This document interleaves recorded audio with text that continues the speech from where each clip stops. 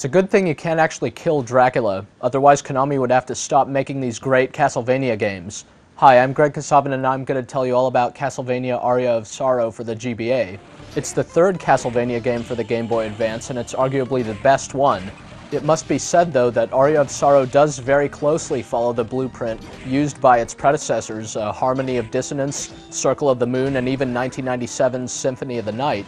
Basically, Konami has been reusing the same formula and even much of the same artwork and gameplay mechanics for years and years now, but really it stands as testament to the success of this formula and the quality of this gameplay that even after all these years it still totally holds up. Aria of Sorrow being the latest example of just how much fun these open-ended, side-scrolling, kind of gothic-themed action-adventure games can be. Aria of Sorrow is a lot like its predecessors, but it's much more polished in certain ways. The gameplay is kind of sleeker and more elegant, more refined. It just makes certain nice, subtle changes that make this particular Castlevania game better in a lot of ways than either Harmony of Dissonance or Circle of the Moon. The game looks and sounds better than either of those two games, and it also just has certain nice trimmings to it, like when you save your progress at one of the save points, it's faster than in the previous games, and when you check your inventory or switch to the map screen, that comes up a lot quicker. They're these subtle things that just help make the feel of the game better. The esoteric card system from Circle of the Moon and sort of the limited magic system from Harmony of Dissonance has been replaced here by this sort of soul-stealing system. The main character of the game is named Soma Cruz. He early on gains the ability to absorb the souls of his enemies. By absorbing their souls, he can then use their powers against them, essentially. It works pretty simply. Basically, whenever you kill an enemy, there's a percentage chance that you're going to absorb its soul and gain its powers.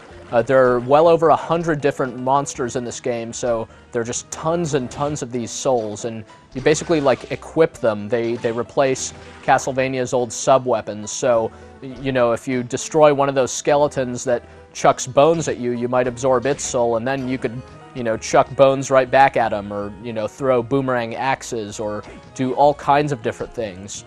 On top of that, like in previous Castlevania games, Soma will gain a number of enhancements to his standard abilities. So he'll gain his double jump, he'll gain his slide tackle that lets him slide through narrow spaces. These abilities and others will let him access areas of Dracula's castle that he couldn't get to earlier.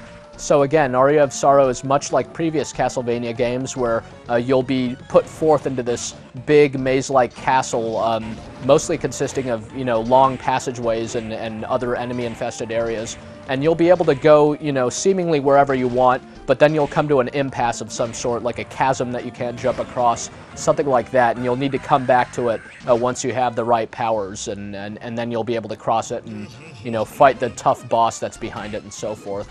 There are lots of cool enemies in this game. A number of the bosses are very big and very tough and look great. There's some very nice scenery in the backgrounds. The level design can be a little bit boring. Again, they're mostly just long hallways and some basic platform jumping. Even though this is the first Castlevania game that's technically set in the future, Dracula hasn't really done much to remodel his place in the year 2035, and it's kind of still all filled with, dining halls and dungeons and cathedrals and things like that. There really is very little evidence of anything futuristic in this game, so if you're worried that this is Castlevania in space, don't be. In addition to his soul-stealing powers, Soma can wield a huge variety of different weapons. They all look and act different on screen. Some are stronger than others, but others are balanced out, by being faster or maybe having a longer range or attacking in a wider radius. It's really surprising how many different weapons there are in the game, and it's a really refreshing change from Harmony of Dissonance, where the main character, Just, was stuck using his whip pretty much the whole time. Soma here can wield pretty much everything. He's got, hammers and a ton of different swords, daggers, and all kinds of very interesting stuff. Actually, there's almost more variety to this game than the game knows what to do with. It's not a particularly long game, and you'll finish it in about 10 hours, and you'll barely even get to use all the cool stuff that you find. So there's a lot of replay value just in kind of going around and collecting more of the souls and finding all the weapons, just so you can mess around with all this cool stuff. There's a GBA link-up feature so that you could trade souls with a friend to try to collect them all. It would have been nice if Konami went even further with this and included like a deathmatch mode or maybe even a cooperative mode or something like that. So there's definitely room for Castlevania to grow. As good as this formula is, you know, there's more that can be done to make these games even greater for the future. But for what it is, Castlevania Aria of Sorrow is just an excellent game. It's very much recommendable to any Castlevania fan. Even if you're used to the formula by now, you're really going to like what they did with it here. And if you've, by some chance, missed out on either of the last two Castlevania games, then again, you should definitely check this one out. You know, just on its own strengths, it's one of the better GBA action games around. It's right up there with last year's Metroid Fusion, for example, and you know, just really represents that 2D gaming is alive and well and just still as fun as it ever was. I suppose the argument could be made that Konami is just kind of regurgitating its successes and just recycling the same gameplay, but when you sit down and play Aria of Sorrow, you'll see that the gameplay is noticeably different. They did do more with it. They recycled all the best elements, you know, while adding some interesting new ones. This definitely, you know, plays differently, though similarly to previous Castlevania games. And this series is a classic with good reason. And Aria of Sorrow proves that Castlevania is in as good a form as it's ever been.